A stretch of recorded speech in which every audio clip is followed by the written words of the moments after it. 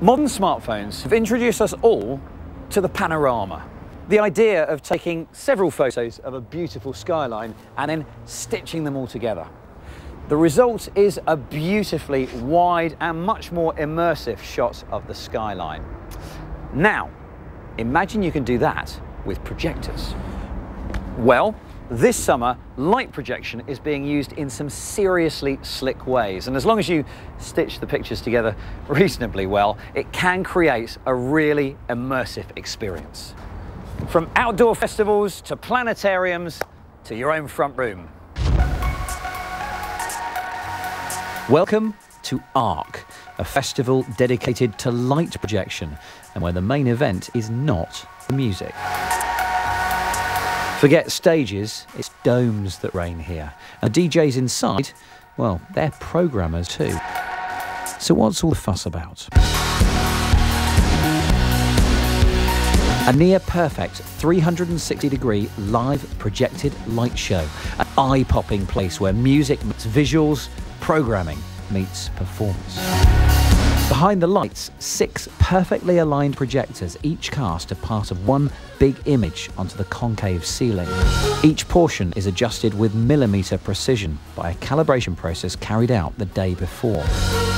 It's one vast digital sky. The patterns dance in time to the beat, their colours and intensity mirroring the mood of the music.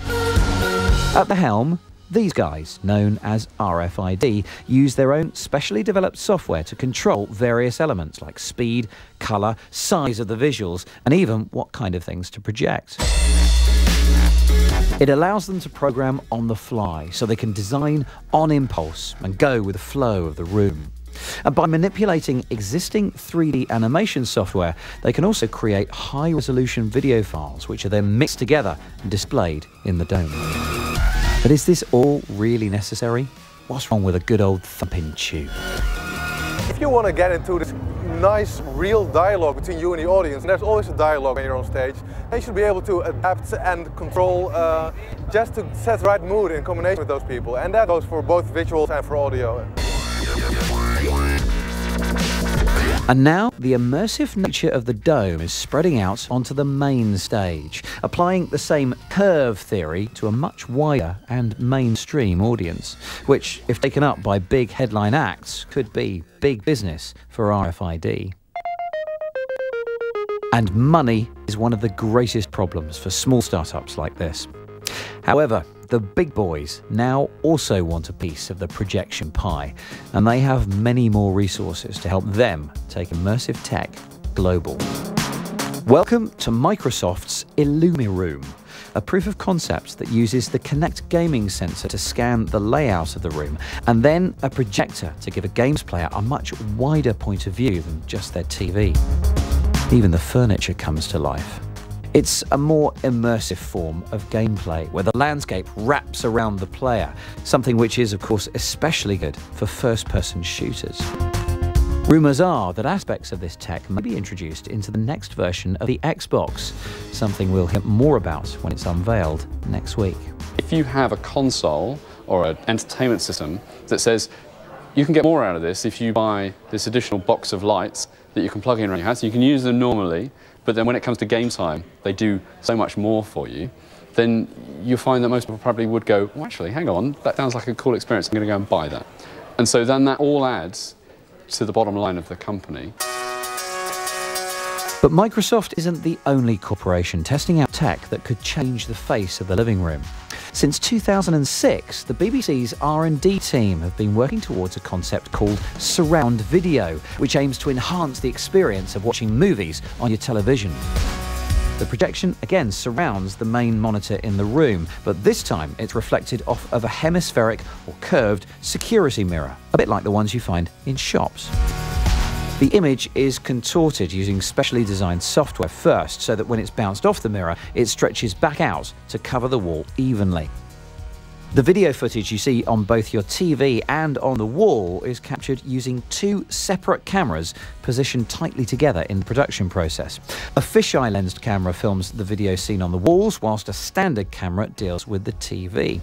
When you're directing for TV or film, you're only thinking about that center image. You don't think about everything. Were you to shoot live action, there would be an issue of where does the mic go, where is the crew hiding, because you're seeing so much more of the image than you would normally see. But until we can comfortably sit back, relax and enjoy the projected show, well, we'll have to make do with our bog standard boxes and the bog standard content which runs through them, like this programme. Now, last year, 68% of all email was spam. And that's not only annoying, it's also pretty dangerous because plenty of people, unfortunately, do get taken in by marketing claims and phishing attacks. Well, our first Webscape pick this week should help you to find out exactly what's coming into your inbox. Over to Kate Russell.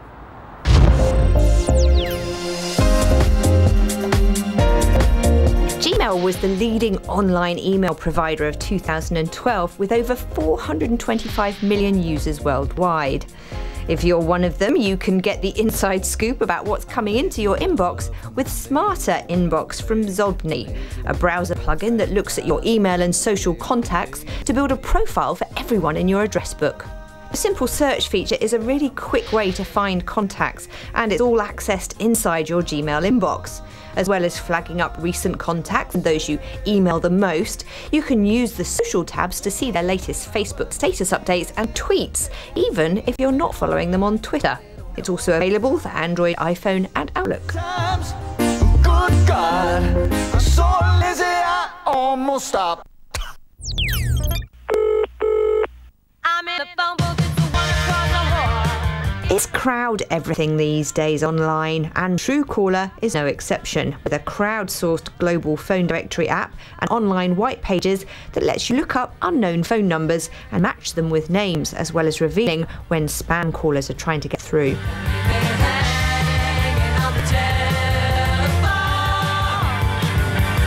The call filter feature, which lets you block certain numbers from making a call to your handset, will be a real bonus if your number has found its way onto a spammers list somehow and you're being plagued by random calls at all times of day or night.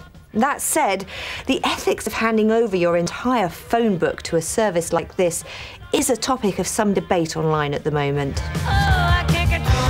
You don't have to upload your contacts to use the basic features, and to be fair, you should check with anyone before making what is private public. They do make unlisting a number very easy on the site too.